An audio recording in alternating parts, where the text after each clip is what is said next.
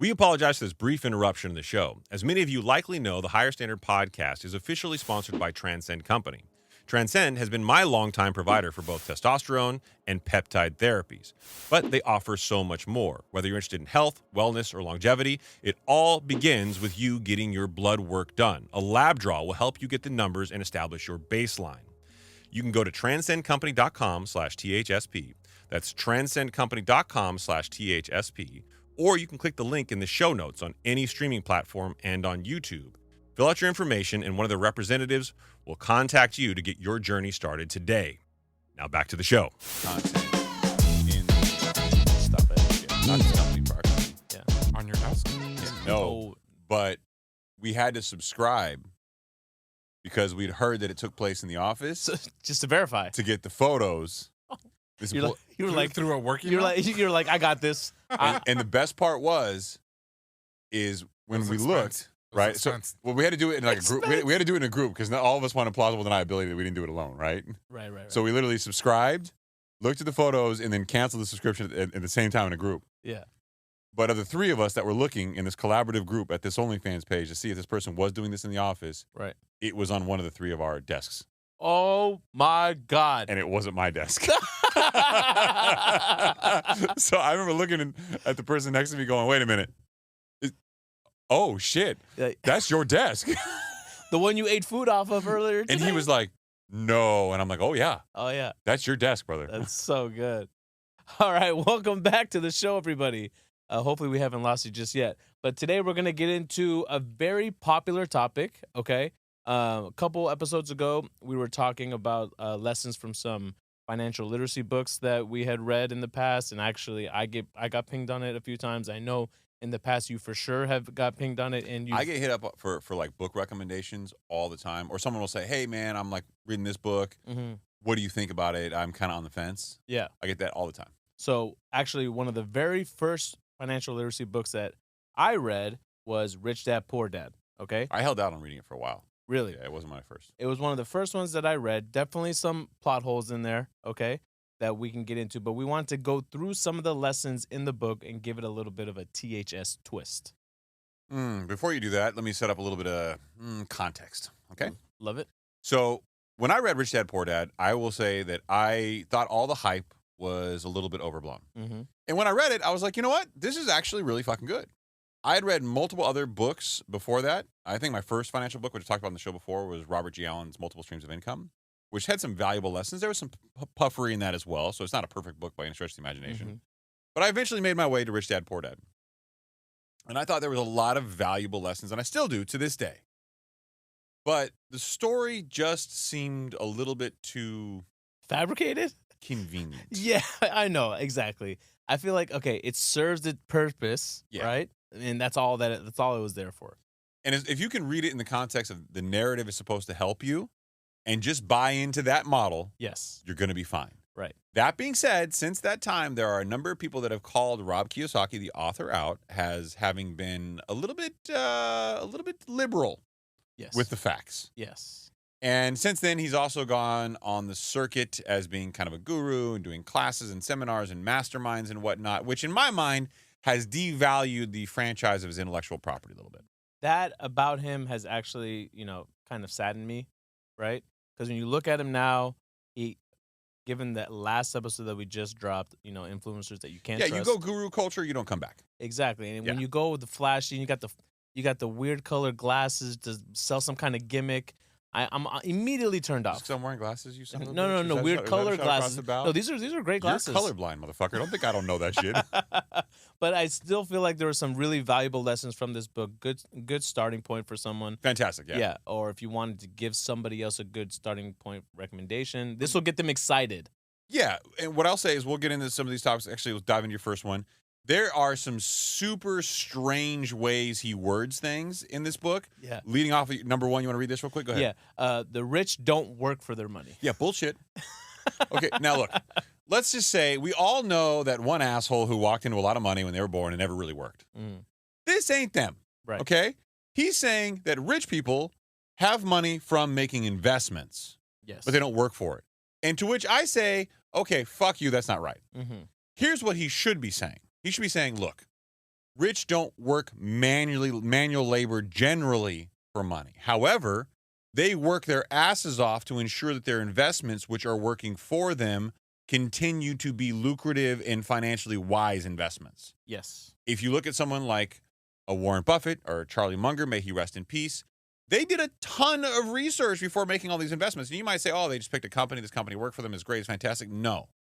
They're diving into the economic analytics. They're diving into the company's analytics. They're reading their proxy statements, their filings. They're looking at their balance sheet, their income statement. They're looking at the trends over time. They're looking at the market sectors. They're talking to peers in the space. They're talking to anybody and everybody they can get their hands on. They're studying the board. They're studying a lot of information. And then they come to a conclusion about whether they're going to invest. And then it's how much they're going to invest. What's their exit strategy? What's their interest strategy? What are their tax implications? It looks really simple from the outside looking in. It looks like they're not working, like they're just parking their money, and over time they make a ton of money. The reality is they are working. So if you read this and say, oh my God, the rich don't work for money, I'm working too hard, that's my problem. Yeah. You took the wrong message home. Yeah, exactly, right? So the key thing that he really wanted you to take away from this is don't get caught in the hamster wheel, okay? The more you earn over the years does not mean you should go out and spend more, right? The faster you can, accumulate some assets that either pay you some dividends or will give you compound interest and growth over time, the better it is for you. So try to live off a modest, income. And as your income continues to grow, take that, upgrade your investments. And I will say, Haroon, I know you're probably going to appreciate this too. I am 44 years old. And I am coming to the point in my life where I've looked back with a bit of a retrospect and a different lens than I had when I was young and ambitious and just started working. I truly believe that I did not value networking enough. Now, I'm not advocating for masterminds or classes or seminars, but ingratiating yourself deep into a business that you want to grow in and building relationships, that is the only underlying value of college these days. We were talking about that before the show. Yeah, and I really mean that. I have mixed emotions about how valuable college is. Now, if you're a kid and you don't know what you want to do, go to college. Go to college, figure it out while you're in school. You're doing something to continue to keep the momentum going. Fine. But the value in a school like Yale or Harvard or Princeton or MIT, these schools that are big names that you know, a lot of the Ivies, are that the overwhelming probability is these people are going to wind up being successful in their relative fields because they're smart people and they're coming from this really limited amount of people who got into the school. A great example of this is there's probably about a 3%, I want to say, acceptance rate into Harvard. Okay. Right? But getting into Morgan Stanley, it's like a 1% probability. Oh, yeah? Yeah. Right? You go to Morgan Stanley, get a job, you're pretty much set. Yeah.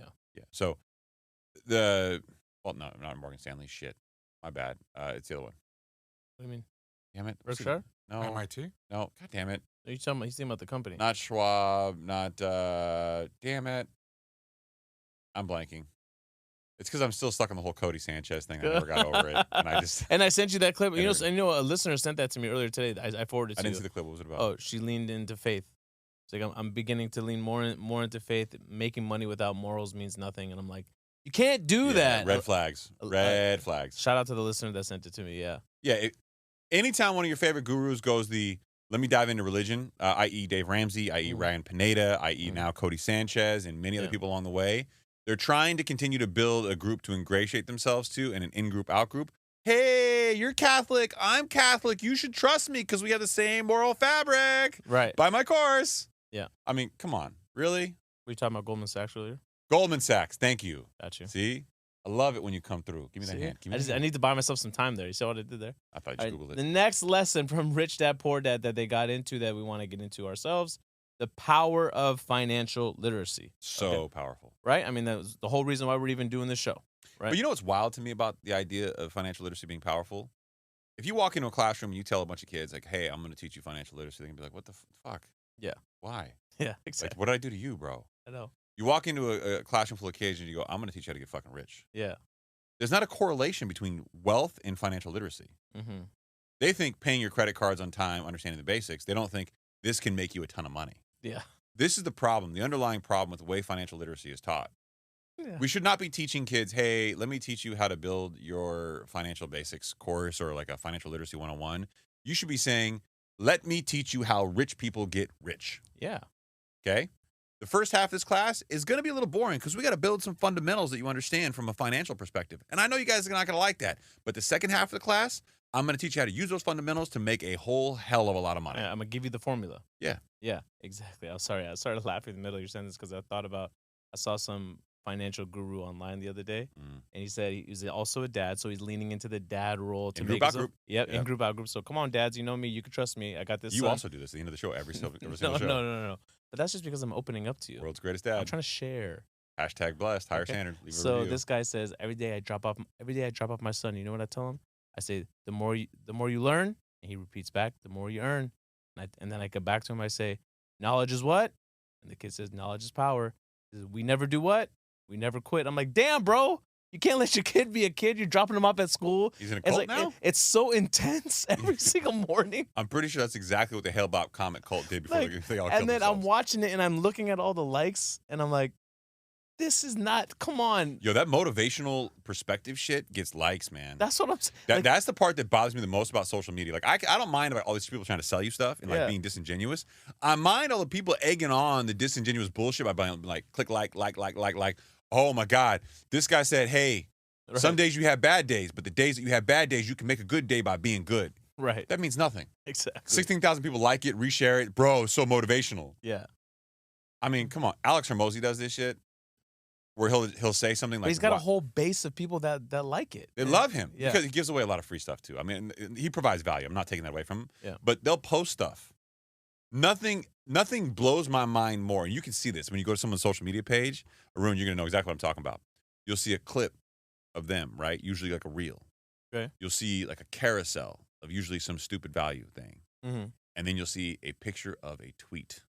Oh, yeah. And they're just trying to keep their posting schedule up and Mhm. post stuff consistently. Yeah. And they post some motivational, nonsensical tweet which has no inherent value. It's sad because in order to play the game, you got to know the rules to the game. This is all part of it, right? So Yeah, they're gaming the algorithm. yeah, they're trying to find a way to game the algorithm. So Yeah. I never understood the Twitter post of like taking a picture of a Twitter post. And It's then like a sharing it quote, on- right? You want to know why? Yeah. It's super easy content to push to your feed on Instagram Yeah. that you don't have to recreate the wheel. So you just take a screenshot or you just type it in your notes and post it to your feed. And I'll be honest, there's something from an outside social media user, okay, that Mhm. doesn't use it very often. When I see something like that, it's almost like they're using the clout of Twitter or X, right? It almost feels like if I said it there, then it's engraved forever and it's in there and I put it out there and I stand by what I said. But when you get closer to social media, you kind of figure this out. The same kind of content that works on Instagram does not work on Twitter, X.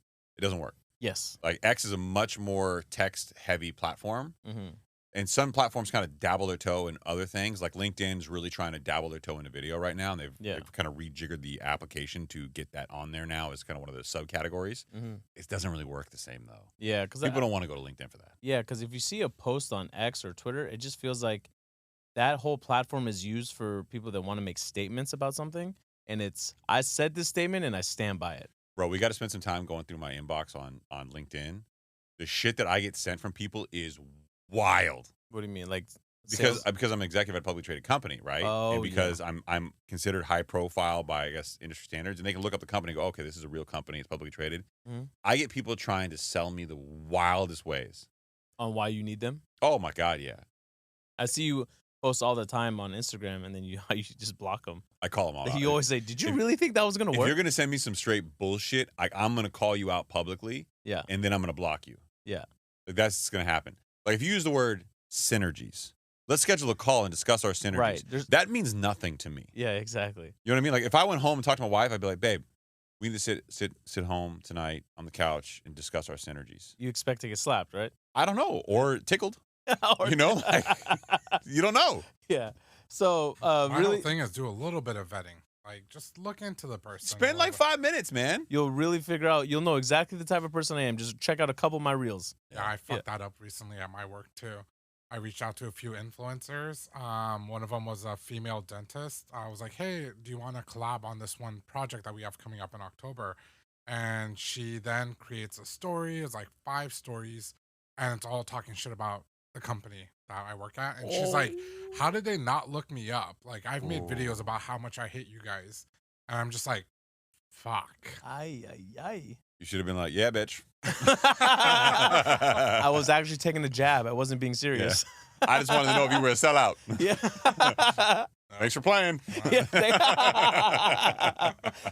So really, the whole lesson that Mr. Rob wanted you to get from the power of financial literacy is it's not a matter of how much money you make, but how much money you keep and what you do with that money that you do keep. Yeah, but see, here's the wild part about this people didn't catch from the book, okay? And if you read this, it sounds like innocuous, simple, good, wholesome advice, the power of financial literacy. Yeah. Except he's selling you financial literacy.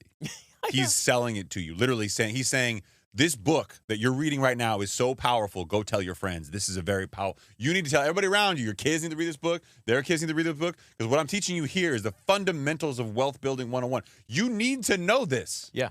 Now, in this case, I actually kind of agree with him. So he had to come up, bro. This was like pre-social media clickbait. So he was creating clickbait before clickbait was a thing. Oh, it was just, Yeah. in a book. Yeah, exactly. That's a really. It was Pimp My Ride for his book. Pimp My Ride. Yeah. Old school reference. Those are the spinners. Amazing show. Exhibit. X Yeah. gonna give it to you.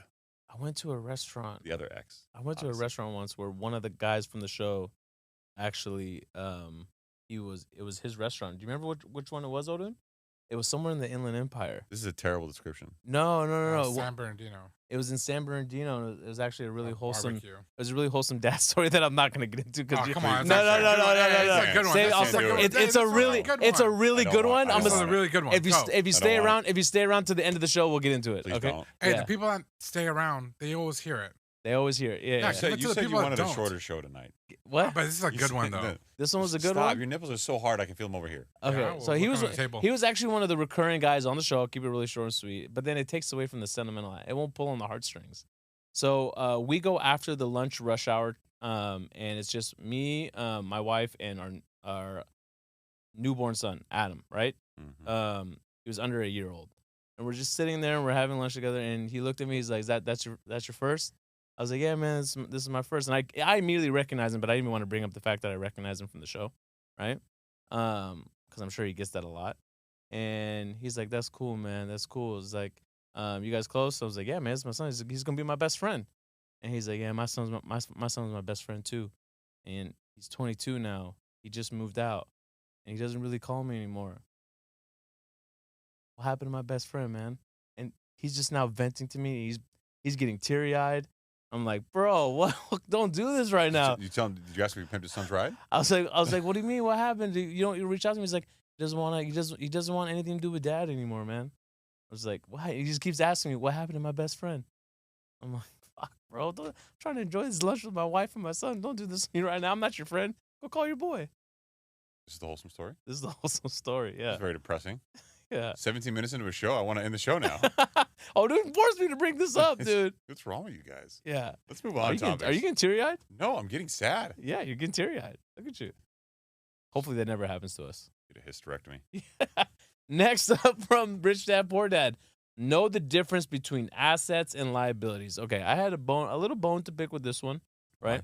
Because he said, buying a home is a liability. And look, he's right.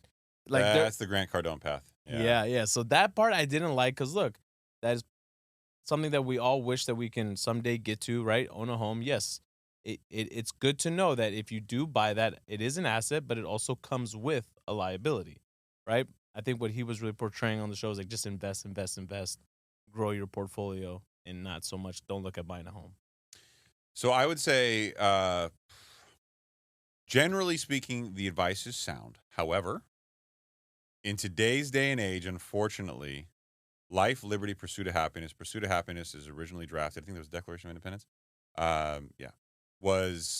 It meant home ownership of property. That was happiness back in the day.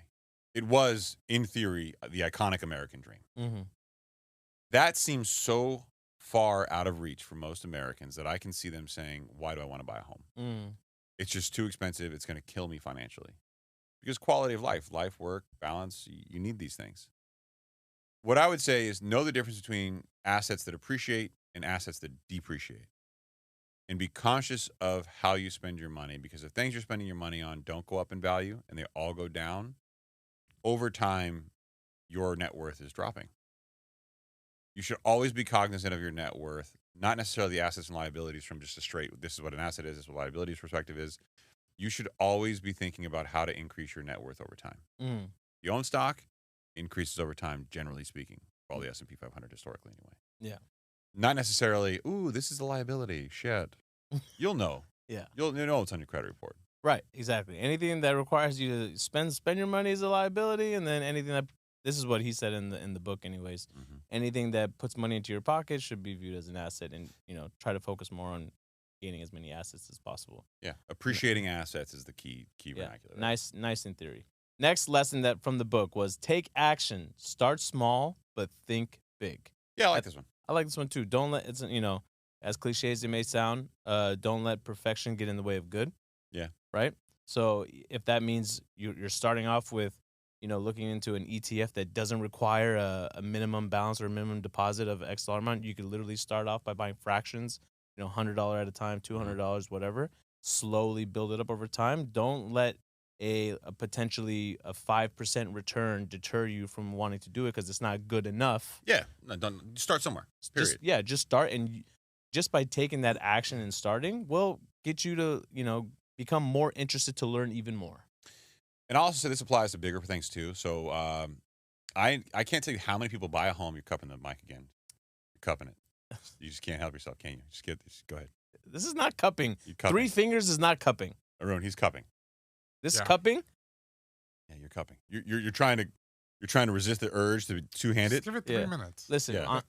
listen, and if you don't know what this is because you're listening on the podcast, you got to head over to the YouTube channel and check this out. While you're over there, make sure you subscribe, ring that notification bell, hit that like button. Let's get this video out to as many people as possible. You see we crossed over 28,000 subs? Yeah, I did. Yeah. Good job, You already man. pounded me That's all once. right. You don't get multiple I'm pounds. trying to give you And multiple you're fuzzy cupping- knuckles. You're cupping my face at the same time. It's very awkward. for Giving you everybody. you leave me hanging? Yeah. Yeah, I am. I'll edit it in post.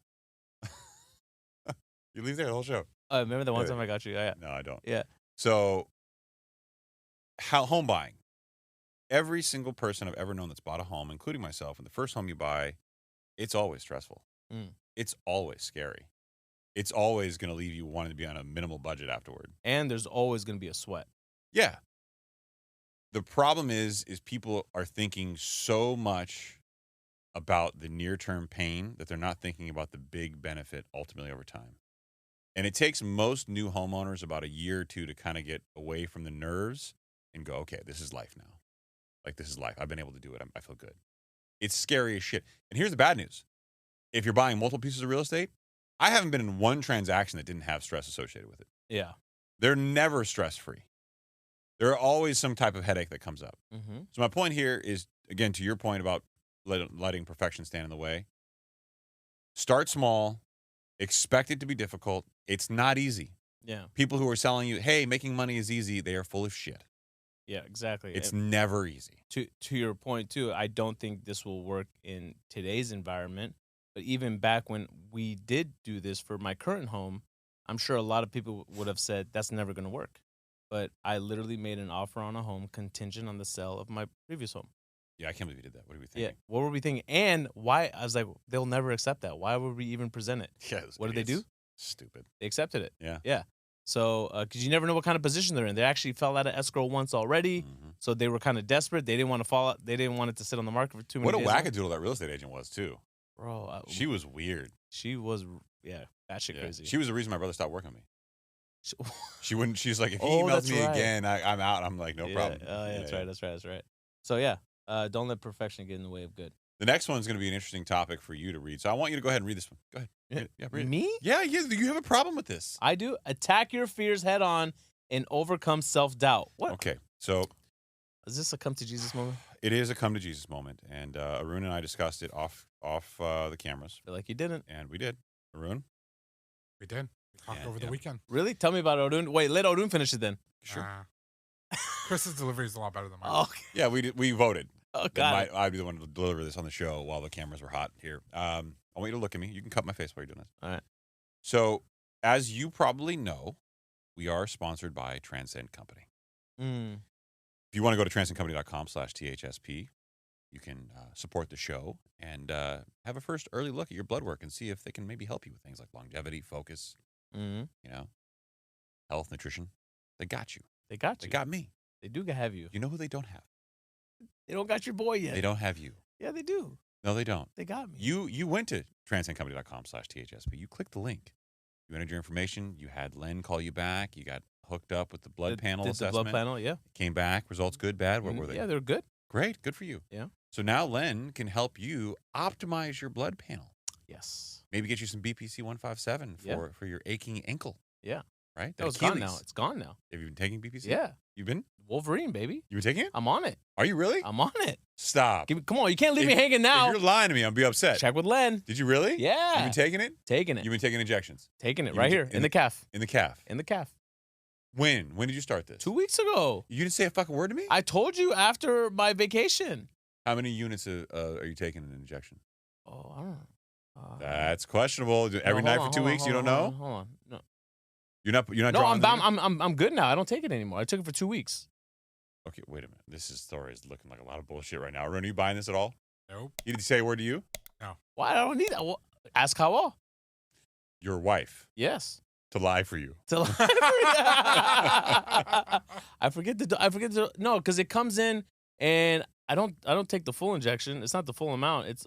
I don't know how much it is. You did bro. not do this. I swear to God, I didn't do it. I believe him. He says he swore to God. Yeah. He doesn't just throw that out. You take 25 units. 25 units. That sounds Fuck, right. don't so fucking shake your head. You That looked up to sounds the right. left. That's a That total sounds lie right. move. That's right. That- Left is this way. Oh, what a D-bag. Yeah. So your ankle is better now. Better. But I'm still not pushing it. No running because I don't want it to re-aggravate it. So you took an injectable BPC 157, which is a fantastic. I'll take it every day. Yeah. You take it every day? Yeah. Why? You're not even injured. There's a reason, baby. I regenerate. No, a lot of bodybuilders are taking it every single day to help with their body heal before they go in the next day to lift weights. Okay. I take it every day. Mm. I just like a couple of months, then I'll cycle off. Okay. Just to make sure that all the aches and pains go away. Really? Yeah. You just keep taking I didn't know. I thought it was only for like injuries. No, I take it every day, man. Just start injecting the stomach, though. The stomach region. Me? Really? I'm dead ass serious. No shit. Yeah. Okay. So overcome self-doubt, Saied. You can do this. Yeah. Well, yeah, I know. The next step for me is gonna be what's the one that you're on? GLP one. Oh, tirzepatide? Tirzepatide. That's gonna be the next step. Yeah. Once I get the sleep right, though. My sleeping has been off. It's been off. I'll tell you right now, tirzepatide, I'm microdosing at this point. I only take 10 units. The dosage amount is 25 units. Yeah. It has been a life changer for me. Yeah. It has been spectacular. I cannot say enough good things about it. Mm. And So I just threw you a whole segment into shit. what do you mean? You trying to attack me for this? You should attack your fears. I have no fears. No fears. Oh, cause what? You cold plunge now every day? Say what you will, man. Douches it might be. Love it. But you literally were attacking them for months, I know. I didn't get it. and now you've become one. There's something about it that the anti-anxiety impacts are real. Really? Yeah. Okay. I am so at peace after it in the morning. I have a picture of you next to the cold plunge. I do it naked, by the way. Mm-hmm. And I just get in. I look at your face while I'm shivering, literally. Okay. And it's very calming. So the lesson from this in the book, right? It kind of goes back to our episode with Adam, right? Understanding that there's going to be failures along the way. There's probably going to be failures before you do succeed. If you don't fail, you probably aren't trying. And understanding that there's going to be learning lessons along the way that you can grab from each of these until you find a way to become successful in it. Now, it may not be starting a business like the way Adam was talking, right? Maybe you start investing in an ETF that does only give you a return of, let's say, 5-6%. Okay? You're like, okay, and I've been doing this now for a couple of years. Okay, let me focus on how can I, do more research to figure out what provides me a better return, right? Oh, maybe I could take a safer investment for the time being. I could get into, a high yield savings account for the same amount of return, and it's safer, right? Whatever the case may be, just you have to be able to throw yourself out there and actually get started in doing it. Yeah. Right? Yeah. All right, and the last one that we're going to get into, I think there was more throughout the book, but these are the only ones that I took down. Continuous learning and adapting. That's why you're here. If you're listening to this podcast and you're not learning and adapting, then we are clearly doing something wrong. Mm-hmm. Although I will say there was a lot of positive responses about my colorectal story in the last episode. 243 got a lot of anal love. People love the anal. People love the anal conversation. Yeah. I had people with Crohn's disease hit us up in the comments saying, I've suffered from this. I get it. I actually respect that person so much more for not getting offended. Why would you be offended? No, because we were making light of it a little bit. We were being a little insensitive. How were you? I thought I had it. No, and then we were joking about the whole issue, but Why? Because Chris Crohn's last name happens to be like the disease. I'm And he's also I'm glad a that big that asshole? person knew not to take it too seriously. When did you get PG-13? Was it on episode 243 that you just kind of crossed the line? No, I'm just saying, if somebody was battling or dealing with that's I don't know, kind of hard to deal with. I literally dealt with a bleeding anus for years. Stop, not years. Years, dude. Like 2 years. It got to the point where it was infrequent, then it got very, very frequent. Then it was like every day. Yeah. And you're a terrible friend for not knowing that. I did not know this for years. You did not. Years, You dude. did. You left that fact out. It isn't like one of those things where you get with the homies, you're like, hey, dog, you want to hear something funny? You would. I'm bleeding rectally. I mean, it's not. All right, should we get into the "I told you so" moment of the show? There's going to be a whole hell of a lot of this right now. And for those of you who got sensitive constitutions, Yeah. this ain't the episode for you because we're going to tell you about how fucking awesome we are the entire time. Pretty fucking awesome. You know, Saied, you are fucking mythical level awesome. Honestly, if there's one thing that you do, bro, you nail it. Every time. You nailed it. 50% of the time, it works every time. Yeah, exactly. Haroon, fuck it. You're awesome by association. Yeah, you're awesome adjacent, You bro. got proximity awesomeness. Grazie. And if you're listening to this awesomeness and you're thinking, what the hell is this? This is the #1 financial literacy podcast in the world. Mhm. The entire world. Globally. Yeah. Internationally known. Yeah. To rock the microphone. Sitting next to me, my partner in time, the one and only awesome Saied Omar. Oh, thank you, my man. Sitting next to me on my left, my partner in crime, awesome Christopher Nahibi. And behind the ones and twos, the proximate awesomeness, the man, the myth, the legend, the one and only DJ Haroon. Hello. Last day before PTO. Yeah, asterisk here. Asterisk. Yeah. Yeah. You'll When be- he's here. you'll be less awesome next week. Yeah. So next week, there will be a lot of shit talking about you on the show while you're not here. Well, it's not like I listen, so. Yeah, also true. Awkward. It's Yeah. offensive. it's you're the reason our streams are down. Yeah. Okay, so if you've been listening to the show for any length of time, you know that we have said that the jobs numbers as reported by the Bureau of Labor Statistics have been absolutely horseshit. Are you surprised? About what? I'm asking the listeners. Are they surprised? I hope they are not surprised. They shouldn't be surprised. We've probably done a shitty job of continuous learning in the financial literacy space, and Rob Kiyosaki would probably be offended at what we've done Right. if they thought that this was new news. Right. But nonetheless, I am aimlessly scrolling late at night on X, looking for passive-aggressive porn. I wasn't directly looking for it, but it pops up in my feed. It's justified. I'm kidding. I was looking for financial porn. So one of the things that came across my feed late last night was from Zero Hedge. And for perspective, this is Wednesday, August the 21st. Mm-hmm. And I read this and thought, holy shit. The beauty in this, in coming from Zero Hedge, is number one, it's about something that should be reported today, the 21st. But it also means that Saied and I are not crazy. We're not cuckoo for Cocoa Puffs. Yeah, we're not spewing conspiracy theories. Yeah. On Wednesday, the Bureau of Labor Statistics will download revised jobs for the April 2023 through March 2024 period. Revise. You said download, it's downward. Downward. Yeah, You it's know okay. what? You know, I was gonna let it go. I was going to be the bigger person, but you stopped yourself. I'm just gonna take a moment to humble myself here. Yeah, yeah. Just, Okay, let's try this again without the stupid. you're so On excited. Wednesday- yeah, You're so excited I'm- to say I I'm- told you so. My nipples are hard. Yeah. On Wednesday, the Bureau of Labor Statistics will downward revise jobs for the April 2023 through March 2024 period by up to 1 million. It actually fell a little short of that, but it wasn't far off. Mhm. This means that all beats recorded in the past year, I cannot read today, will have been missed. Honestly, this is a terribly worded sentence. It is a terrible word. This is Will I have blame. been misses, and the U.S. job market is in far worse shape than the administration, not admin, would admit. So basically, what this means is Chris can't read. over the past year, basically the Bureau of Labor Statistics has said that the economy has generated over 2.9 million jobs. Yeah. And now they're saying, as a matter of fact, we're off by probably 1 million. Okay? Ish. 1 million-ish. Ish. Which means every single month when you've listened to the show and you've heard us talk about the jobs report and we said, that, they beat expectations month over And we've month. literally said, what in the actual fuck is going on? How can these jobs be so fucking amazing and yet we're not seeing it? Right. And then to make matters even worse, it was government jobs that were leading the way. Government jobs leading the way and leisure and hospitality. Remember we kept saying, Who the fuck's going on vacation? who's going on vacation? And- Besides Haroon, obviously. yeah, and what hotel, what accommodations are hiring this many people? Yeah. I mean, what's going on? So this was so bad, by the way. It was obviously wrong. The largest revision in 15 years. So Zero Hedge had posted a number of articles over the last couple months calling out little idiosyncratic discrepancies in every single time the jobs report came out. Mm-hmm. And to Said's point, yes, the biggest revision since 2009 and the second largest revision in history. Think about that for a second, okay? And we've said it on this show, okay?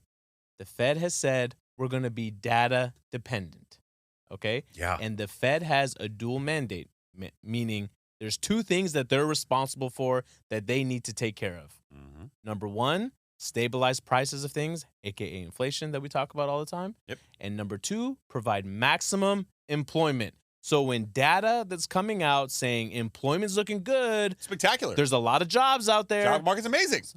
Therefore, the higher interest rates that we have are okay. We can keep it higher because look, Look, the jobs are great. economy's crushing, bro. It's crazy out there. Yeah, Jerome Powell's just like, Everybody's getting a job. You get a job, Saied. Haroon, you get a job. Yeah, and you if can you- have two. Fuck it. yeah, and if you lose your job, don't worry about it. There's 2 job openings for every unemployed person. Y'all can all get jobs. We can all get 2 jobs. Yeah, why not? Right? YOLO, homie. YOLO. Guess what? They're now saying, yeah, we were wrong. And they actually had to come out and actually give a quote about this.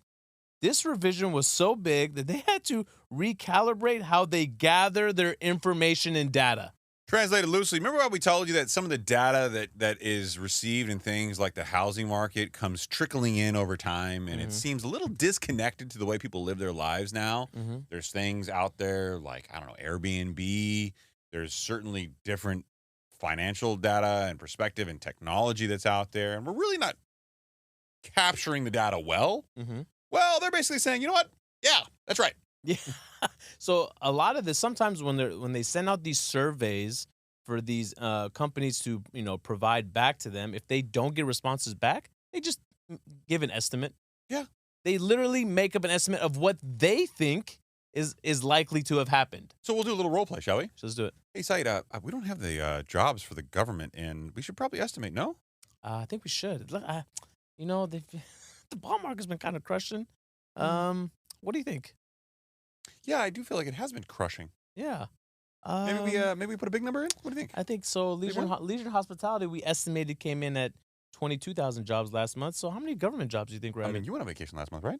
I went on vacation. I did too. We work for the government. Yes, So, I mean, exactly. You think other people are going on vacation? Yeah. The government too? Right. They must be well employed. So, I mean, what'd you Big say? number, right? 45,000?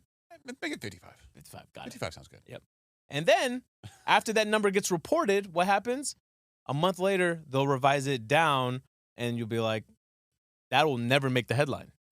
Keep in mind, just to be clear here, when these numbers come out, they are often revised down afterward as it is. Exactly. So these numbers came out once, were revised down not once, not twice, but in some cases 3 times from the original number. Mm-hmm. And now, after those numbers came out, made the headline, got in the news, and nobody reported on the subsequent revisions that came down, which we told you about on the show.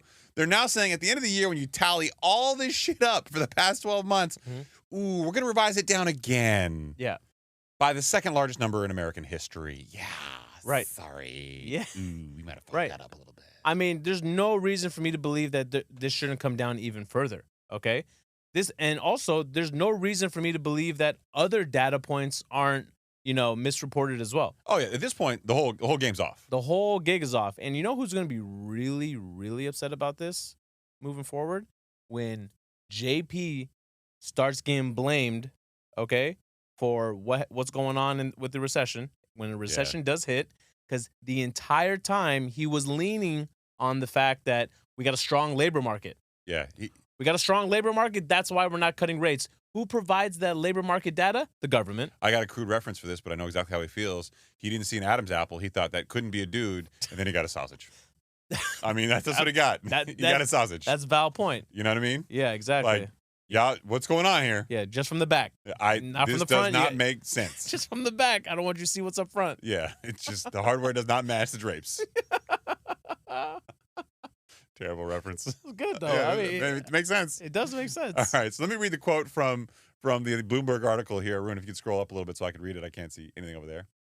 There you go. All right. So, U.S. job growth in the year through March was likely far less robust than initially estimated, which risks fueling concerns that the Federal Reserve is falling further behind the curve to lower interest rates. Well, let me see. If you move the curve while they're adjusting to it, yeah, they're falling behind. Yeah, exactly. And then when everyone calls them out for cutting too late, now what are they going to do? It's the Spider-Man meme. They're pointing at the Fed, Oh, yeah. and the Fed's pointing back at the government, and that's all it is. That's going to be the YouTube cover for this episode. God damn it, we're doing a lot of knuckle fisting today, but a lot It's of the fisting. "I told you so" Yeah, it is. episode. We told you. Come so. on. Man, we were out here. Yeah, For like years. we out here. We just, damn it. While JP Morgan Chase & Co. forecasters see a decline of about 360,000, Goldman Sachs indicates it could be as large as 1 million. Goldman Sachs Group, by the way, wait, Haroon, I did reverse. Yeah. And Wells Fargo economists expect the government's preliminary benchmark revisions on Wednesday to show payroll growth in the year through March was at least 600,000 weaker than currently estimated, about 50,000 a month. Where did the numbers wind up? A lot different than those numbers. Hold on, we'll get there in a moment.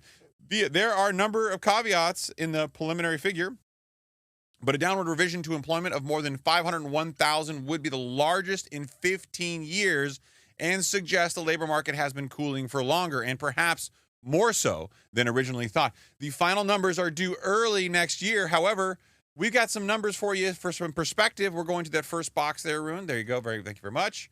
All right.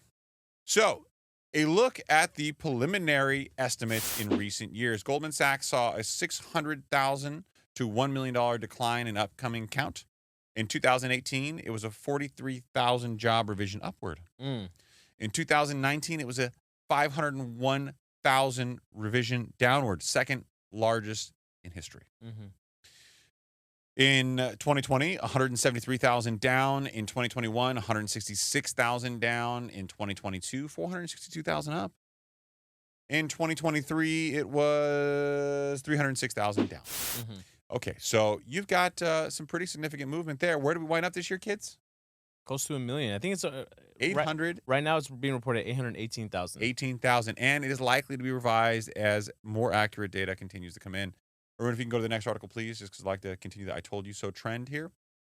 This is from today. The U.S. economy created 818,000 fewer jobs than previously reported. So we were expecting up to 1 million, more than 600,000. They were dead on. The revised job numbers released today by the Bureau of Labor Statistics show that the U.S. economy created 818,000 fewer jobs from April 2023 to March of 2024 than previously reported. This significant downward revision, about 0.5% of the total initially estimated, brings the job creation figures down to 2.1 million over that period. This revision is one of the largest since 2009 and suggests the labor market may have been weaker than initially thought. No. It was weaker than initially thought. This adjustment primarily impacts sectors such as professional and business services, leisure and hospitality, as Saied has mentioned, and manufacturing.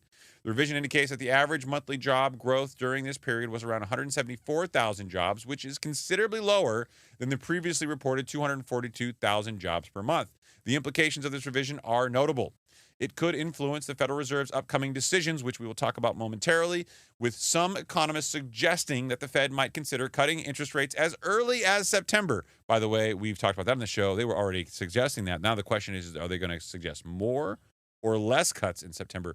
This would mark a shift in monetary policy, reflecting concerns about a potentially weakening labor market in the face of high interest rates. Not potentially, baby doll. No. Actually weakening. Actually. Overall, this revision paints a less robust picture of the labor market than previously believed, which could have broader implications for the economic environment as policymakers and investors digest the new data. And when they say digest, what do they mean? They mean the market had an interesting pivot today. The treasuries pivoted hard. They did, right? Right? I had an argument with somebody I respect a great deal about a week ago. And he About a week ago. And he was saying to me that, Chris, I disagree with you that the interest rate environment's going to change a whole lot from where it's at. And I said, why is that?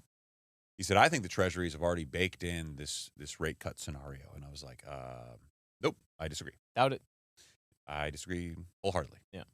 Then I asked him, can you clarify? And he said, I just think it's baked in. Well, today, this report comes out, and guess what? Treasuries going all sorts of nuts. Yeah.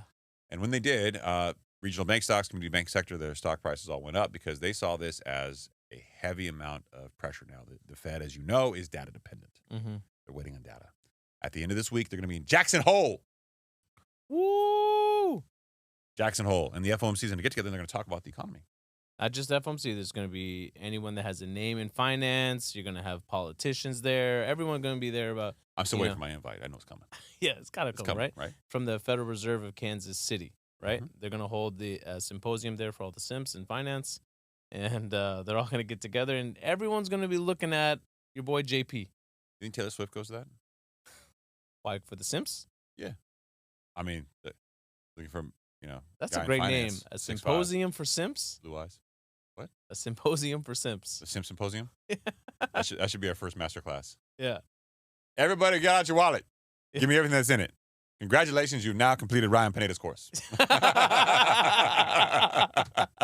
That's good. You learned nothing. And you got everything, Yeah. ironically. Well, at the Jackson Hole Fallout press conferences and interviews, you will see a lot of people talking about this.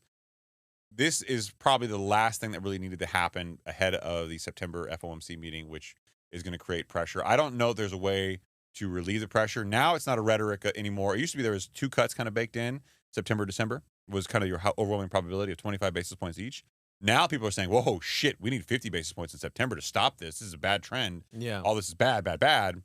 I still think you get 25 in September. I mean, But now you're seeing increasing dialogue and rhetoric around potential for 3 rate cuts, September, November, December. as of right now, the Chicago Mercantile Exchange, if you give any weight to it whatsoever, the chances of a 25 basis point rate cut increased today by 2.5%. So it's at basically around 70%. Right, so it's leaning more and more towards 25 basis points and less 50 basis points, only because they're definitely baking in another 25 for November and another 25 for December. Similar for World Trade probability. World Trade probability went from 150% down to 130%. Again, each 100% is reflective of 25 basis points. Yeah. So they're heavily leaning towards 25 basis points in September. We're now at 100% for November for 25 basis points, and we're now at 100% in December. For 25 basis points. Which feels like it's a little bit too far out, but really tells you what the market is thinking is going to happen over the next couple of months and why this is all important to you. Because as of right now, I think if you're looking to, let's say, buy a home, they've already baked in the first interest rate cut, right? Yeah. I think rates on a 30-year mortgage right now are hovering around 6.5%. Right? I don't know how many more rate cuts they've already taken into account. I don't think much more. So if those data points still hold true, I mean, you can probably look to see, somewhere in Q2 rates shaking out at around like 6%, maybe high 5s, right? Maybe. No, I think No. you're going to see them. 6%. I think you're going to see the 10-year treasuries kind of push those up a little bit. I think they're going to stay north of 6%. That's my guess. North of 6, or Yeah. I mean, as low as 6%, right? But it'll be interesting to see what happens. But the market is definitely starting to take notice of all this. Yeah, and so if you recall from a previous show, this is the I Told You So episode. I got to do this. Yeah. We did say expect volatile times. We were talking about the Nikkei and the financial implications to the U.S. stock market that followed that, and we literally said on that episode where we talked about that you can expect to see volatile times. Although there wasn't a quote market correction, we saw behavior and the rhetoric spin towards that. And the next day, the very next Tuesday, it was like, oh my God, it's all better now. It's fine. We're like, no. Expect volatility. That's what this is. This is the volatility. This is what you need to convince the Fed that it's time to cut rates. They can point to these things as tangible, real impacts. So these are good if you're in the camp of a rate cut. I don't know what this does for home values, but we told you so. Yeah, we're gonna have to wait and see what it does to home values. And I'm hearing more and more rhetoric around a need for a 40-year mortgage, right? Yeah, I still think that's a dangerous and slippery slope. I mean, we've never seen anything like that. We don't know what it's going to do. I mean, I think we know what it's going to do. I think ultimately, yeah, it'll make home prices more affordable in the interim for now. But I think it's dangerous because it could push values through the roof. Yeah. You know? I've been doing a lot of reading on the Orange County market. I actually just came from a CoStar event where we talked a lot about commercial real estate and single-family homes in Orange County.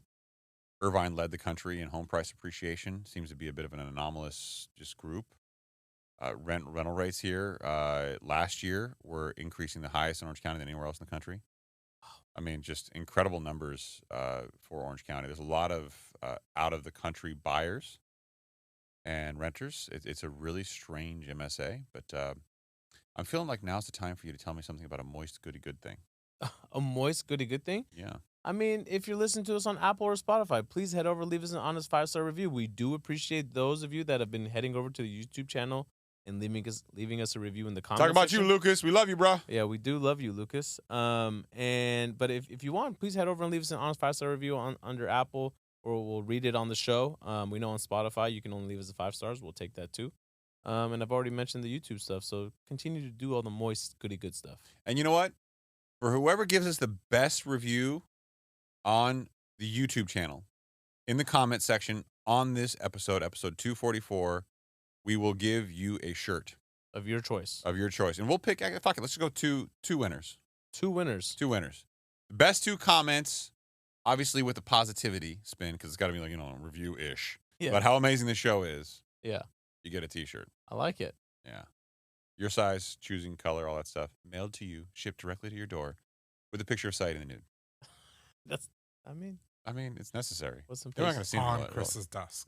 That's what we do. Full circle. Yeah, that's what we do. Speaking of full circle, Haroon, pop me. Yeah, give me With some some pop. culture. Give me some pop. Pop, pop, bang, bang. Pow, pow. I feel like you're not getting excited for your segment. It's the Catalina wine mixer. Ashanti. What is this? I didn't even see this in the news. You guys know they're still together? No, Yes. they broke up and they got back together, actually. And she's Yeah. preggers, right? So They just had their Ashanti kid? confirmed she welcomed her first baby with Nelly. This is what postpartum looks like, and it's got a picture of her with her tongue out, looking Can't at wait. Nelly Do people laughing. still wear Balenciaga after that whole campaign issue that they had? Yeah, I'm not hip enough to tell you the answer to that. I'm obviously dressed like a hobo. Okay, got it. Man, dude, Nelly played such a big role for me in high school. Like that was the music I was listening to in high school. No, this is not Nelly Furtado. Wrong Nelly. Wrong, Nelly. Yeah. That was good. No, That was man. good. That was Country- my first country grammar, bro. That was my first ish. CD I bought. Nelly? That was the first CD you bought? Yeah. Wow, my first one was Coolio, Yeah. See, there you go. Gangsta's Paradise. I'm not having this conversation with you guys, by the way. I need to know. What was yours? Fuck you. NWA. No. It was Bobby Brown. Bobby Brown. Okay. Yeah, yeah. Oh wow. Yeah, Bobby Brown. Explains a lot. Ain't nobody humping around, bro. Dang. All right. Well, I'm glad that they're still together. Unlike these two. Ooh, Hey, we kind of yeah. called this though. Okay, look, if the internet's making countless memes about how frustrated and pissed off you look, it should come as no surprise when your wife, Jennifer Lopez, files for divorce from you on your anniversary.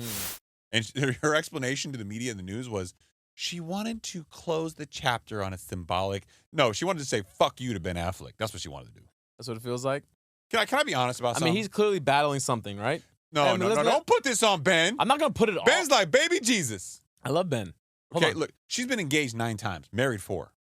Okay, I get it. He ain't wrong when he right. He ain't wrong, right? Look. Yeah, no, she has. I'm sure she has her own issues too. But No, we can't put no. this all on her. I am not Oh, sure. she's from the Bronx, This man. is That's- 1,000% her. She's issue. from the Bronx. Yeah, bro, you're gonna alienate the Hey, entire show. yo, relax. I love the Bronx. I personally, Hey. one of my favorite places. Shout out to my Puerto Ricans out in the Bronx, bro. Yeah, exactly. BK, what's up? Yeah. He doesn't speak for us. I was just saying Yeah. she's gone through stuff. I wasn't trying to.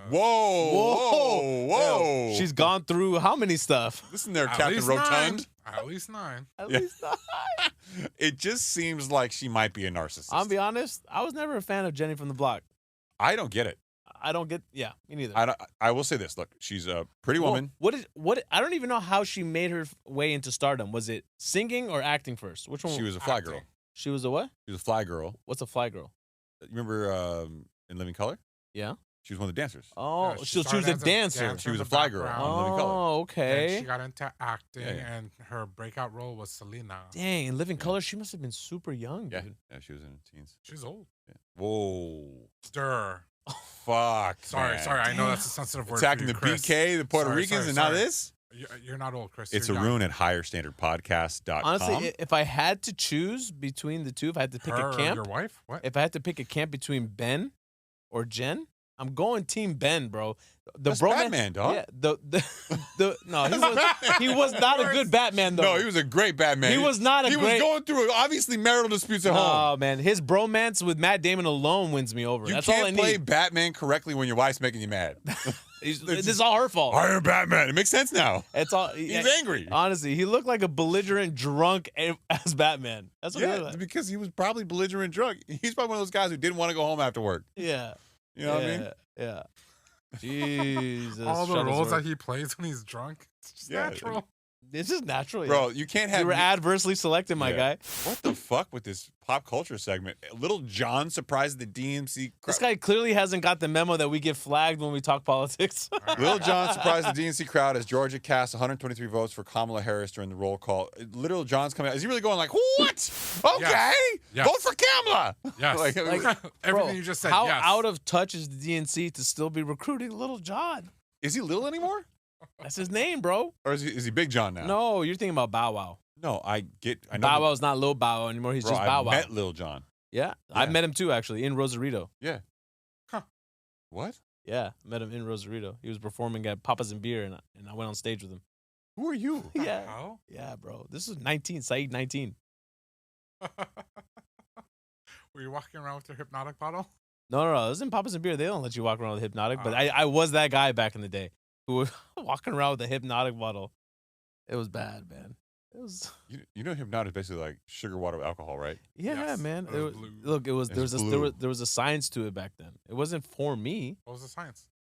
There was just a science to it. Hey, So tell us Chris. more about your whore days. Yeah. Yeah, it was a nice bottle that people wanted to come around and have some. What the shit is this? USC oh sorry, go ahead, Odin. I don't want to steal your thunder. Oh, You already did. From the LA Times, USC confirms former coach Pete Carroll is returning to teach. Teach what? Football? What are you doing, dude? Huh? You just Why? Come back home, man. He Come Why just, is back home. you know what? He wants to stroke his own ego. 14 years after he left USC to coach in the NFL, Carroll is returning to teach during the university's spring semester. A school spokesperson confirmed to the Times the university didn't offer any further details and specify Carroll's role on campus. Well, that's They never do that. fucking stupid. Fucking what's his name? James Franco taught at USC for Okay, like 2 bad years. reference, bro. Do you know what James Franco did while he was there besides banging other young girls? I think that was the only thing. He That did. was what he got employed. That was what he was teaching. That's what he was there for. He was teaching Child Predator 101. Yeah. Wow. Terrible human being. Jeez. What is this? Adidas Yeezy Day. Did What? you guys ever buy this? The Yeezys. I've never. Basically, Adidas Nah. is just like clearing house. They're just doing another huge sale, but they're like pushing out a lot more shoes. That only frustrates him more because it just dilutes his brand, right?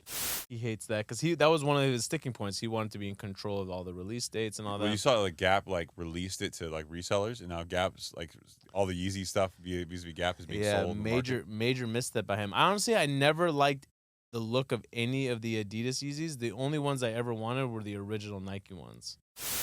No, I like these. Go back to the previous one, the Yeezy Boost. Boost? You Yeah, like these? Yeah, those are look good. These Those are were okay. these were the most popular ones that I saw a lot of people wear, but Yeah. it was never I never got really into my them, though. thing. I never got into these though. I never really was don't my get me vibe. don't get me started on some of these other ones. The What? fuck is that? Yeah, was 300, now it's 180. What are Yeah, I would these? not pay for any of Yeah, those. what are those? Those look like the Crazy Eights a little bit. They do. That's the crazy part. Yeah, Oh, they came with two different $63 I colors. would not pay for.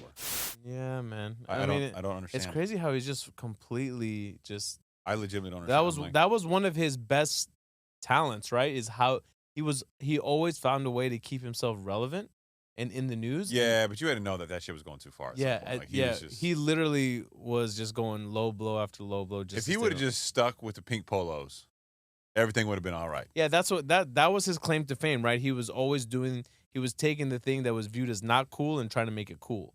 Like I literally am waiting for his next move to be like, he's gay. Like that's his next move, right? Well, I mean, those he just rumors, get those married? rumors have been flying around forever. I mean, him and Diddy were tight. It's not that reason, yeah. But I'm I just mean, saying, like he's gonna do something stupid like that. yeah. A lot of people say that Kim and his current wife or his beard. Love that was the Island rumor. USA season 6. Where is the cast now? I never even You saw. never got into I have this no stuff? idea what the hell this is about. I have no idea what it was until like maybe a week ago. A lot of my cousins have been into this show And recently. why are you pulling pop culture from Elle? I just looked up. What is this- L? I don't even know what L is. It's a female magazine How do you know that? because he's reading it. Why do you know what I read? Yeah. Because you brought it up. No, on the but screen. this show is apparently like wildly popular. Is this like another Bachelor, Bachelorette type show? I think so. Yeah, I don't really know, I but thought for sure Chris knew a little bit about it. I don't know anything about the show. I don't just know don't that bring they up have- shit like this and try I- to put that on me. Don't put that on me, Ricky Bobby. I don't understand the draw in these shows. Like, sell me It's on just it. hyper dramatic. But like, you don't really believe that these people are falling in love with each other, do you? Well, They're so- just hooking up with each other. It's the sex appeal, all that. So all that shit used to like sell shows like this, but what people figured out is that you could remain relevant if you stayed with whoever you wound up with on these shows, Like after the like show The ended? Bachelor, all that stuff. And then if you had like a public split or something went south, you could use that to then magnify your PR presence. This is all fame horse shit. Mhm. Like everybody's just trying to be famous. Yeah. This is basically like the political environment without the salary or the power. That's all this is. It's like Yeah. you're just looking for like reputational stuff. You want to Yeah. springboard from this and then something else. Why else would you do a show like this? Yeah. The last thing you want to do is be seen making out with somebody on television. That's Yeah. out there, bro. I feel like this is not going to end well for like a majority of them. Oh, it never does. Never does. man. Yeah. But for some, it does, and that's what they take the risk. Ooh, give me one name. I don't know. I don't one watch name. shows like this. I have no idea. No idea. Yeah. The only show that I've ever watched was like, God, 10 years ago, 15 years ago. Joe the Millionaire, I think. That's name you. of the show? That's probably the worst The thing you only could say to me. the That was o- the first one that came out. I have no idea what you're talking about. Joe it the was- Millionaire. Yeah. Yeah, it was like the first reality show that, like, The Bachelor and all that stuff. It was some random guy. His name was Joe. He was a construction worker, but Did you look over the shirt off? they made Haroon? him. The show was portraying him as a millionaire. So there's these 15 girls. They all fall in love with him, and then he has to choose one. At the end, they tell the girl he's not a millionaire. He's a construction worker making $30K. Would you rather have $500,000 or do you want to be married to him? $500,000. Yeah, $500,000 cash. That's what happened. Fucking send it. Is that what happened? Hey, whatever happened to that Joe celebrity actor that you were infatuated with? Joe Magniello. That was Magniello. married to Sophia. They got a divorce. He said because he wanted to have kids and she didn't want to have any more kids. She was a little older. He then got some really extreme tattoos. Google his tattoos, Haroon. Google his he's got crazy tattoos. He's really into like What is he doing? anime Is and he like doing anything now? I don't know. His acting was never really good. If you ask Whoa, me. that's a little. Yeah, he went. that- Pretty, no, that's nothing. Go to his like arms and shoulders and stuff. Like, Oh, that one's kind of cool. he did. So The one both on his shoulders. is both pretty cool. arms are fully tatted now. That's like some Ben Affleck type shit. Yeah, there you go. No, that's fake. What? That's not fake. real. Yes, That's not That's not real. real. There's that one's real. That's real. This is real. Yeah, that's real. I think. Whoa, That's he real. leaned that out like doesn't that? look- Yeah, that's so not- the reason I never geeked out on him as an actor, but he wrote a follow-up book to Arnold Schwarzenegger's bodybuilding. So his like encyclopedia of bodybuilding, he wrote a follow-up book which I read. And the only reason I was interested is he's about my height, but he's a lot bigger than me, like muscular wise. He's like 260, right? Actually, I think he's like 280. Google his height and weight, Haroon. Yeah, that's him now. The one that Haroon was just on those the Mhm. dragons on both arms. Yeah. So He's kind of a nerd though. He's like really into like gaming and Dungeons and Dragons and shit like that. Dungeons and Dragons. Yeah, he's kind of nerdy. 6'5". They're not gonna put his weight. True weight. Yeah, on you there. Google his height and weight. He does a lot of bodybuilding stuff that he talks about, just height and weight. Yeah. There you go. Yeah, he's out there with this stuff. 6'5", blah blah blah. Put down the first question. How much does Joe weigh? 231 pounds. So he weighs my weight. He's my weight now. There you go. 250. Yeah, over there. Yeah, I'm sure he fluctuates. Yeah, so 250. Yeah, so he's 230 is how much I weigh. So for perspective, he's my height and he weighs this much. So when he put out a book talking about bodybuilding and some of the stuff that he was doing, I was like, oh, I'll read this. Maybe it'll be informative. And it was endorsed by Arnold Schwarzenegger as like the next chapter of his bodybuilding encyclopedia. So I was like, oh, I'll read it. Wow. And I got to be honest with you, it was useless. It was there was nothing of exceedingly. Like, I think good I remember value. you telling me something from his like one of his tips was he leaves protein bars just all around the house. Yeah, think thin bars, not even protein bars. They were like Atkins based bars. Oh, so that was just like a sponsored promo. You probably No, it wasn't a sponsored promo. It's like he even did like his like grocery haul kind of breakdown, and there was really no method to his madness. He just described certain things as healthy foods. Yeah. He's a nice guy. He works hard. It works out hard, I'm sure. But I started reading into his shit after that. When you get that big though, I'm sure you can attest to this, right? It's probably a lot easier is to maintain. Even for me now with Transcend, all the stuff that I'm doing, Yeah. it's wildly different maintaining my level of body fat now at this height and weight than it was. I fully don't understand it. Because we talked about it earlier It's today. easier. You're struggling with the idea of, what's the next goal? Yeah, like I want to know like what I should be chasing next, and I don't fully understand what that should be right now at this point in my life. Like, I'm not trying to look like a model do or the whole fitness bulk model. lean thing I again, don't want or- to do that anymore. No. Yeah. you're I past think it that. might just be like a physical like accomplishment at some point. Mm. Like maybe I just try to, I don't know, do like an Ironman or something stupid like that. But An Ironman would be cool. I have no desire to do that. It was a terrible example. Shame on you. That's what you asked me. That you're like, would you say am I in crazy shape? I'm like, dude, if you say you did an Ironman, you're in crazy shape. Yeah, I don't have a desire to do that though. Like that sounds. I don't like riding bikes like that long. And I don't know if I'm the only guy who does this, but my junk flops both sides. It's not attractive. There's no way to just make it feel comfortable. And then like men are not built for like a seat. That seat like that is. Yeah, it's just. When people say you get used to it, I'm like, I feel like I wouldn't. And maybe it's because I have thighs that like they might make them clap. You got the clapper. Yeah, like I'm not built for bike riding. Like Haroon's not built for bike riding. I'm not It's built for big. bike riding. Yeah, you're not built for it. You're No, pear shaped, bro. No, I'd be off the seat though. Yeah, but you were like you encompass the seat. Like you grip it. So you could probably like bite down on that thing. You know what I mean? Exactly. Get a real hold of it. Hak tour. Yeah. But I just don't feel comfortable. Swimming just sounds like torture. Swimming, it's so much harder than it looks. Like I have no desire to do that. People are like, "Oh, bro, I swam like 16 laps today." I'm like, first of all, I don't know how much that is, and second of all, why? 16 laps can't be a lot, right? But it's Oh, not really? easy. I mean, it depends on the No. pool size. If you go to a 24-hour Olympic, fitness, like Olympic style pool. Olympic size, I don't know. that's different. This is like 4. And they're like, "Oh, well, I ran like 14 miles." Why? Get a car. You get that. Nope. You used to be a runner. No. I ran because I was fat. No. Not because I Chris, like. you were a runner? No. Yeah, we were doing that Nike Run Challenge. Remember, month over month over I month. was cheating. I was doing what Daniel in the office is doing right now. Saied was a legit Bro, runner at one this- point. Yeah, well, before I tore my lower abdomen, it was the worst. I literally was training for the LA Marathon, and I geared up all the way up to 23 miles. And because the way I would do it is 45-minute run on 2 days a week, and then on the weekends would be the long Did run. you have that much belly fat moving around where you tore your abdomen? No, this was back in the day when I was a lot leaner. Like 22, 23-year-olds. Yeah, and literally, I wasn't cross training, so Mm. that was my problem. And then I literally just tore my lower abdomen, That's slight tear, sports hernia. Yikes. Yeah, overtrained. I mean, my fault. I tried to train for a fucking marathon in 10 weeks Yeah, I've no desire to do that. from Not at all. from not being a runner at all. Like people, good for people who do that. I have no desire to do that. No, not even like a small shred of me is like, oh, I should try that. Nope, Yeah, no, but running does give you a different type of like dopamine release. don't need that.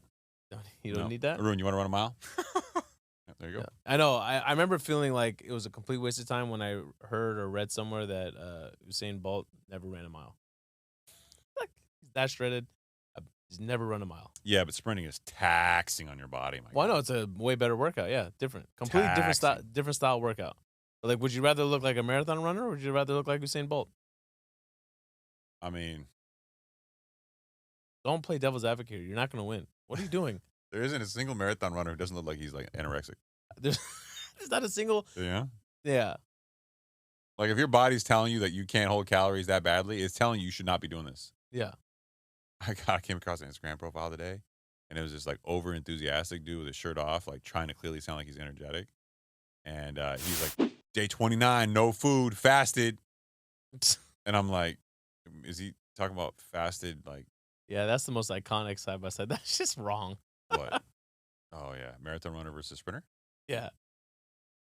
Dude, sprinting is so taxing on your body, and it takes a different low. Every single time I've tried like sprinting consistently, I always want to pull in something though. Yeah, it got to be once a week. That's it. Even then, I'll pull something. At this age, once a week. At You this, shouldn't- at you- this age, bro, I'm not. You shouldn't sprinting even. ever. You shouldn't even be going. You shouldn't. Even, your sprint really shouldn't even be a full sprint. Yeah, I was thinking about something the other night, and I know it's gonna sound terrible because I know a lot of people that are in like jujitsu and martial arts, and I grew up in the martial arts system, right? Like I several different styles. My dad was fifth degree black belt, and I spent a lot of time around this. Okay, Where are you going with this? let me just be honest. Okay, here we go. Don't be disrespectful. Other than the one time you got hit in the back of the head and ambushed, and you didn't see the guy coming in the grocery park. No, I saw them. Two guys circled me. Okay, well, other than that time, I mean, that's the one time you need it. That's the whole point. You're training. would that have really helped you though? Huh? Would that? No, really, no, not in that scenario because there's two guys. I mean, Let's and just the say, way the way he kicked me, I could tell he was a trained fighter, and I was like, the fuck. or he's just a Street Fighter. But Yeah. let's be honest. If someone comes and has a gun and points it at you, It's they're not going to about- get close enough for you to grab the gun Bro, and it's do not like the about- martial arts It's not ninja about. move, I don't think. right? I don't Like, think it's all. I don't think it's all about that though. Like obviously, some people get started with that in mind for protection. But I mean, there's all kinds of videos online where it's like they make it a joke where the two guys, self-defense videos. and all that, yeah. two guys are about to get into a fight, and the jujitsu fighter just gets on the floor. Is like, come on, let's go. It's like that's never gonna happen. You got to be able to take the guy down. But I think it's more about building a community. Which fine, I'm good with that. Yeah, like Let's call it what it if is, you're doing it and over time you gain this love for those in that community, and that makes you a better person. Yeah, fine. Great, I love it. My community just happens to be all overweight. I'm Hey, okay with it. honestly, they're a fun community. It's a great community. Guess what? They're always happy. Hey, before I came here, I was at that CoStar event, right? And they're like, all right, guys, event's over, blah, blah, blah. And everybody really went for what happened after, like the educational piece. They went for the hot dog truck that was there, and the burger truck, and the free alcohol. Yeah. I left, and I thought to myself, yeah, you fat bastards.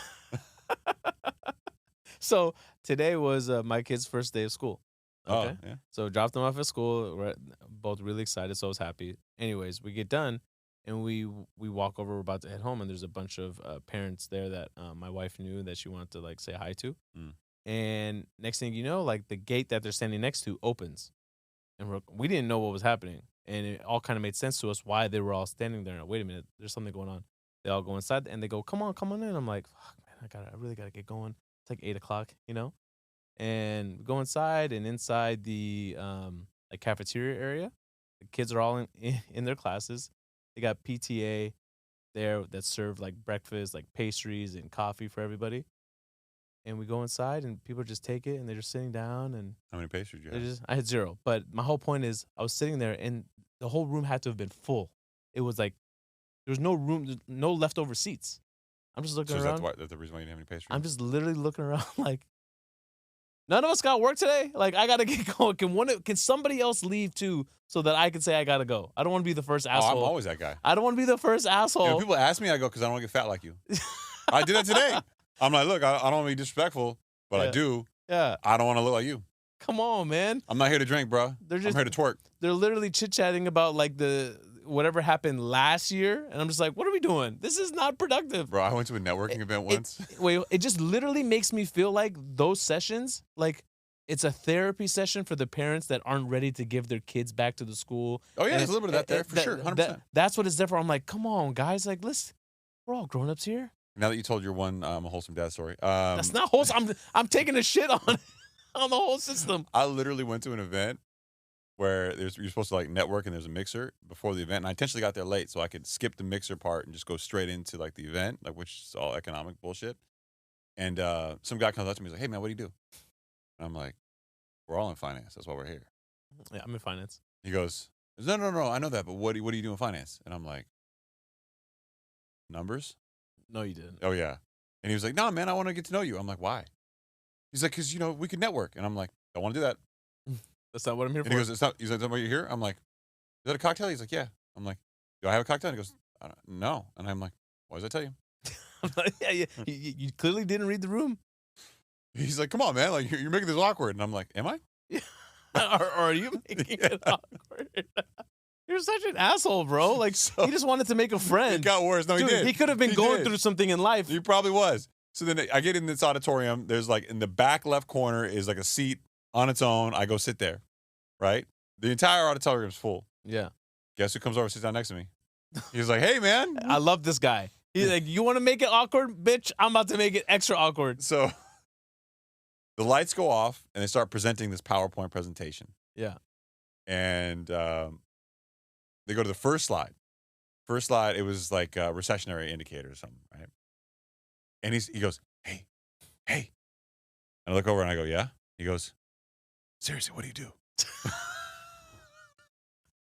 This guy's great. It was weird. This guy looks like he knows how to have a good time. I looked at him and I go, "I leave when people annoy me." And he goes, "Ha ha ha ha." And I got up and left. No.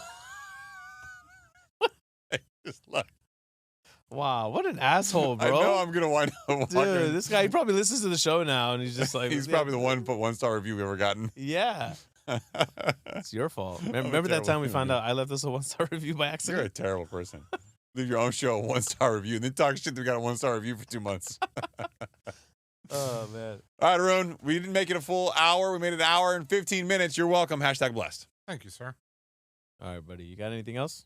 Nope. Christopher? Yeah, I do, actually. I love you guys so much.